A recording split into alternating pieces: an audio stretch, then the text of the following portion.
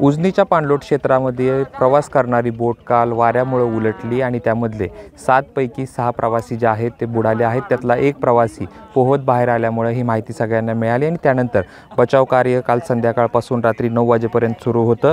खरं तर सकाळी 7 वाजल्यापासून पुन्हा एकदा बचाव कार्य सुरू करण्यात आलेलं आहे। एनडीआरएफची पथक देखील या ठिकाणी दाखल झालेले आहे। तसेच स्थानिक मच्छीमार असतील ते देखील उजनी धरणामध्ये जे बुडाले आहेत त्यांचा शोध घेत आहेत। परंतु एनडीआरएफची टीम जर या ठिकाणी आलेली असली तरी या गढूळ पाण्यामुळे अनेक अडचणी येत आहेत। पाणबुडीच्या साह्यानं जे आहे ते आता एनडीआरएफ जी पथक आहे बचाव कार्य करणार आहे।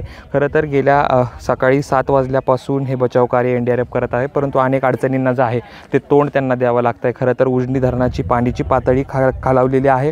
तसेच गढूळ पाणी असल्यानं त्यांना बचाव कार्य करण्यात अनेक अडचणी येत आहेत। काल संध्याकाळच्या 6च्या सुमारास सोलापूर जिल्ह्यातून पुणे जिल्ह्याकडे जी लॉन्च येत होती वादळी वारे जोरात सुटला आणि संध्याकाळी 6च्या सुमारास ही बोट उलटली आणि त्यानंतर जे आहे ते त्यातला एक प्रवासी जो आहे तो जो पोहत आला ते पोलीस अधिकारी आहेत ते बाहेर आल्यानंतर ही सगळ्यांना माहिती मिळाली। तेव्हापासून प्रशासन, स्थानिक लोक तसेच वेगवेगळ्या पद्धतीने बचाव कार्य सुरू आहेत। अद्यापपर्यंत यश आलेलं नाही आहे। लॉन्च जी बुडाली आहे ती मिळालेली आहे। पुढचे जे प्रवासी बुडाले आहेत त्यांची माहिती जी आहे ते बचाव कार्याच्या माध्यमातून सुरू आहे आणि बचाव कार्य हे जोपर्यंत जे बुडालेले सापडत नाही तोपर्यंत सुरूच राहणार असल्याचं प्रशासनाच्या वतीनं सांगण्यात आलेलं आहे। कॅमेरा पर्सन धीरजसह जयदीप भगत, एबीपी माझा, इंदापूर। एबीपी माझा, उघडा डोळे बघा नीट।